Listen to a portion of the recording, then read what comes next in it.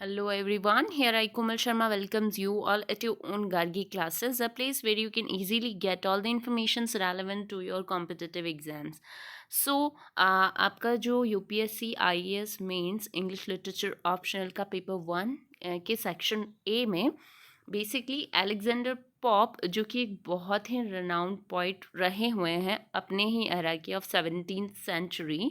तो उनके एक बहुत ही फेमस पोइट्री है, एपिक है, दैट इज़ मोक एपिक बोला जाता है उसको, रेप ऑफ द लॉक। तो रेप ऑफ द लॉक जो कि एक मोक एपिक है वो आपके पर्टिकुलर सिलेबस में प्रिस्क्राइब्ड है। तो आज हम बात करेंगे रेप ऑफ द लॉक की तरफ मूव करने से पहले, पर्टिकुलर पोइट्री को पढ़ने से पहले हम बात करेंगे ऑल अबाउट अलेक्जेंडर पॉप। क्योंकि जब हमें किसी पर्टिकुलर वर्क को जानना हो, बेसिक अगर किसी राइटर के वर्क को जानना हो, so it is quite very important to know about the writer too. Writer की मैंटालिटी, उसका जो बैकग्राउंड था उसके बारे में जानना बहुत इंपॉर्टेंट होता है। तो आज हम थोड़ा बहुत डिस्कस करेंगे all about Alexander Pope, right. So मैंने यहाँ पे थोड़ा सा इंट्रोडक्शन पोर्शन यहाँ पे इंक्लूड किया है ताकि आप जब भी कोई क्वेश्चन अटैम्प्ट करें related to Alexander Pope's poetry, तो आपको एक थोड़ा आइडिया हो उस एरा के बारे में, उस बेसिक एरा के बारे में जिससे ये राइटर बिलोंग करते थे, और प्लस जो उनका मोटिव था, इंटेंशन था behind writing that particular mock epic, तो वो भी आप जान पाए, right. So without taking much of your time, here I am moving ahead with an introduction of Alexander Pope. तो सबसे पहले जो अलेक्जेंडर पॉप थे उनका जन्म हुआ था ऑन 21 मई 1688, और उनकी डेथ हुई थी on 30 May 1744। And Alexander Pope is regarded as one of the greatest English poets. जो भी एमिनेंट राइटर्स हैं, जो भी एमिनेंट पोइट्स हैं ऑफ इंग्लिश लैंग्वेज, उनमें से एक अलेक्जेंडर पॉप का भी नाम आता है। And the foremost poet of the early 18th century, और उन्हें फॉरमोस्ट पोइट माना जाता है of the early 18th century and the last one of 17th century. Later on, he is best known for his satirical and discursive poetry. Basically हम बात करें Alexander Pope की, अगर राइटिंग्स की बात करें तो कहीं ना कहीं आपको हर एक राइटिंग में एक सटायर मिलेगा, जहाँ पे वो किसी ना किसी पर्टिकुलर या इंडिविजुअल पर्सन पे या तो कमेंट करते हैं, उन पे सटायर करते हैं, उनको क्रिटिसाइज़ करते हैं, ठीक है। तो उनका सैट्रिकल जो वर्स है या जो पोइट्रीज़ है, उनको उनकी जो पोइट्रीज़ है वो डिस्कर्सिव आपको मिलेगी। एंड उनकी जो मोस्ट एमिनेंट अगर राइटिंग्स की हम बात करें तो the Rape of the Lock बहुत इंपॉर्टेंट है, जो कि आपके सिलेबस में भी है। The Dunciad, another satirical work of Alexander Pope, and an essay on criticism, as well as for his translation of Homer. Homer के वर्क्स को भी उन्होंने ट्रांसलेट किया है। After Shakespeare, Pope is the second most quoted writer in the English language. अगर आपको English language में बहुत सारे कोटेशंस मिलेंगे ऑफ विलियम शेक्सपियर, तो उसमें सेकंड नंबर पे अलेक्जेंडर पॉप के जो राइटिंग्स के जो कोटेशंस हैं वो भी आपको मिलेंगे, right. And he is considered a master of the heroic couplet, और उन्हें माना जाता है master of the heroic couplet. उनके मोस्ट प्रोबेबली जो वर्क्स हैं उनमें वो उन्होंने लिखे हैं into this heroic couplet, into this what we can call it as a poetic genre, right। तो उनका जो poetic genre हुआ करता था जिसमें वो लिखा करते थे, that is heroic couplet। अब heroic couplet exactly क्या होता है जब हम बात करेंगे, जब हम उनकी राइटिंग को रेप ऑफ द लॉक को डिस्कस करेंगे। Pop's poetic career testifies in the face of disadvantages of health and of circumstances. बहुत सारे ऐसे डिसएडवांटेजेस हैं, physical disadvantages, physical weakness and circumstances. उनका जो सोसाइटी था उस टाइम का, जब सोशली उन्हें जो जो डिफ़िकल्टीज़ फेस करनी पड़ी, जिसको पार करके एग्जैक्टली उन्होंने अपनी राइटिंग्स को मोड किया। तो उन्होंने बहुत सारी ऐसी डिफ़िकल्ट सिचुएशंस, बहुत सारी ऐसी हम बोल सकते हैं बहुत एक टफ कंडीशन से वो गुजरे थे, फिज़िकली भी, मेंटली भी, क्योंकि सोशली भी उन पे कहीं ना कहीं प्रेशर था, क्योंकि रिलीजियस कॉन्फ्लिक्ट्स की वजह से उन्हें बहुत सारी प्रॉब्लम्स को फेस करना पड़ा था उस टाइम पे। अब वो रिलीजियस कॉन्फ्लिक्ट्स क्या क्या थे वो हम बात करेंगे।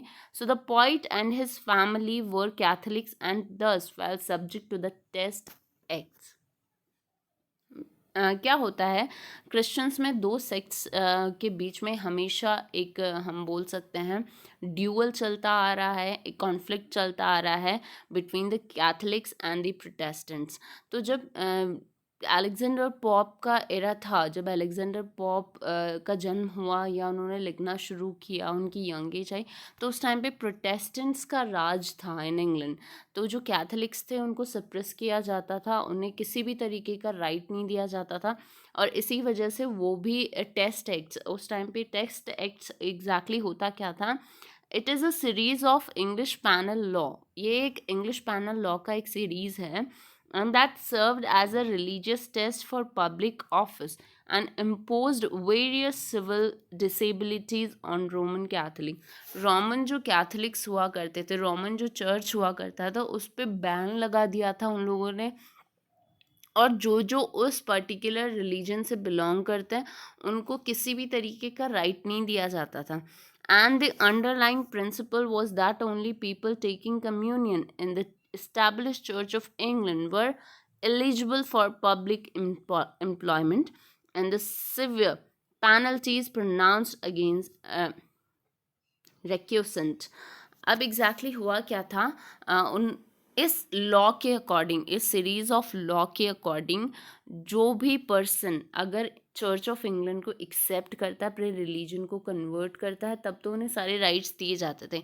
अदरवाइज अगर वो रोमन चर्च को ही साथ में कैरी करते हैं, तो फिर उनके लिए जो भी राइट्स हुआ करते थे, जो भी पब्लिक या फिर हम गवर्नमेंट जो भी एम्प्लॉयमेंट्स हुआ करते थे, उनका उन्हें राइट नहीं हुआ करता था।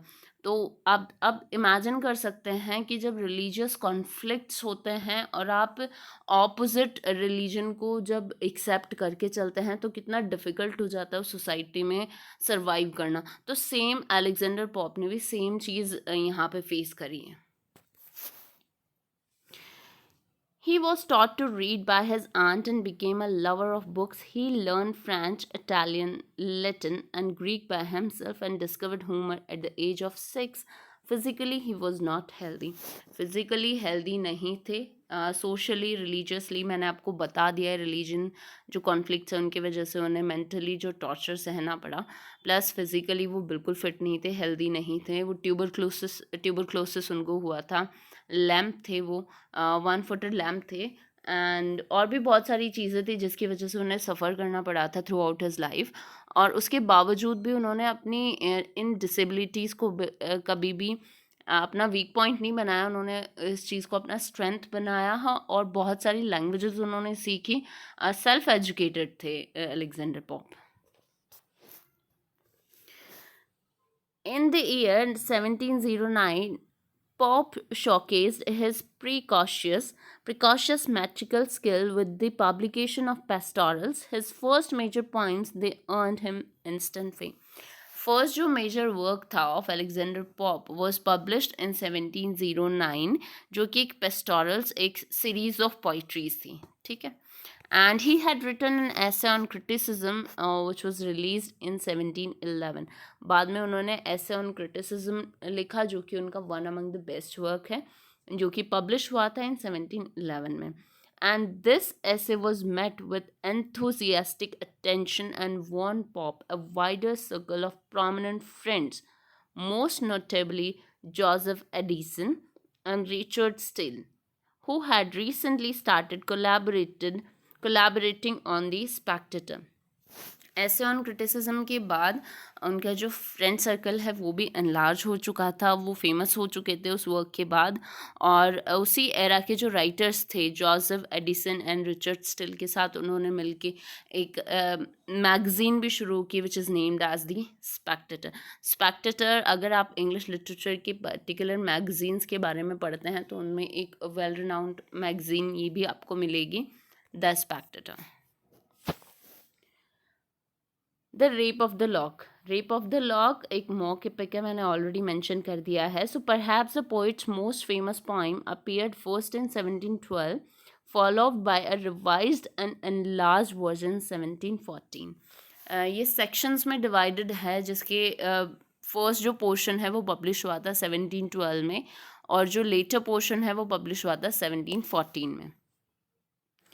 अब what was the behind reason of writing this work, The Rape of the Lock? ये एक रियलिस्टिक स्टोरी है जिसको पोइट ने एक सटायर या मूक तरीके से अपनी राइटिंग में इंडल्ज किया है. So when Lord Petre forcibly snapped off a lock from Miss Arabella Fermor's head. दो रॉयल फैमिलीज थी. एक रॉयल फैमिली का जो पर्सन है which is named as Lord Petre, तो दूसरी जो रॉयल फैमिली थी उसकी एक बहुत ही ब्यूटीफुल लेडी है मिस एराबेला. उसका जो हेयर लॉक होता है उसको उन्होंने स्नैप ऑफ कर लिया था, सीजर से कट कर लिया था, जिसका आपको एग्जैक्ट नेम जो पोइट्री में मिलेगा वो बेलिंडा मिलेगा, जो कि रिप्रेजेंटेशन है of Miss Arabella. So this incident gave rise to a high society quarrel between the families just because of snapping that hair lock. एक बहुत बड़ा कॉन्फ्लिक्ट राइज हो गया था दो बड़ी फैमिलीज के बीच में. With the idea of allaying this, Pope treated this subject in a playful and witty mock heroic epic. तो इस सब्जेक्ट को पॉइट ने, रियलिस्टिक सब्जेक्ट को पॉइट ने पिक किया फ्रॉम दिस इंसिडेंट, और उसको पूरा तरीके से एक पोर्ट्रेट क्रिएट कर दिया, एक पोर्ट्रेट बना दिया, एक पोइट्री लिख दी, इस पर मोक एपिक पोइट्री लिख दी, जो कि एक बहुत बड़ा मजाक है कि किस तरीके से दो रॉयल फैमिलीज़ को के बीच में कॉन्फ्लिक्ट हुआ, और रीज़न जो था वो मैंने आपको भी बताया. And in his career as a satirist, Pope made his share of enemies as the critics, politicians, and certain other prominent figures felt the sting of his sharp-witted satires. एक चीज़ बहुत फेमस थी अलेक्जेंडर पॉप की, क्योंकि वो जितनी भी बड़ी बड़ी रॉयल पर्सनालिटीज़ हुआ करती थी, पॉलिटिशियंस हुआ करते थे, जो भी प्रोमिनेंट फिगर्स हुआ करते थे, उन पे वो कमेंट क्या करते थे, सटायर लिखा करते थे, और इसी वजह से वो रिनाउंड थे. बहुत सारे ऐसे उसी टाइम के जो प्रोमिनेंट फिगर्स हैं जो उनको सटायर करते थे, उनको क्रिटिसाइज करते थे इस चीज़ के लिए, और वो बैक ऑन क्या करते थे, उनको बैक रिप्लाई क्या करते थे with this work. So some were so Roland that Pop even carried pistols at one point while walking his dog. In fact उनकी दुश्मनी इन वर्क्स की वजह से इतनी ज़्यादा बढ़ गई थी कि उनको पिस्टल भी कैरी करना पड़ता था फॉर सम टाइम. जब भी इनफैक्ट जब कभी वो अपनी डॉग के साथ वॉक किया करते थे तब भी उनको ये चीज़, वो पिस्टल जो है वो कैरी करनी पड़ती थी, वही एनिमिटी की वजह से. When he was told by his physician on the morning of his death, that he was better, Pop replied, "Here am I, dying of 100 good symptoms."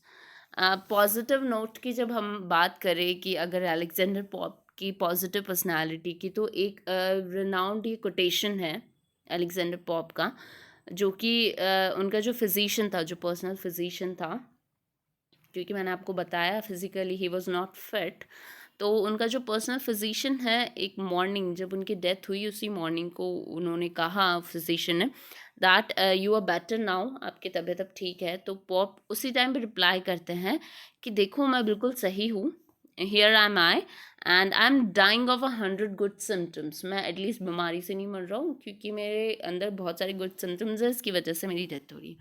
तो ये पॉजिटिव नोट हम मान सकते हैं of Alexander pops personality. So this is a bit introduction of Alexander pop.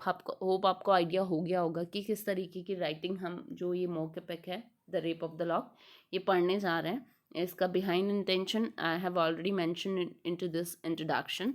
अगर आपको कोई भी रेलेवेंट इशू है तो आप कमेंट के थ्रू पूछ सकते हैं. Thank you so much for attending lecture at Gargi classes.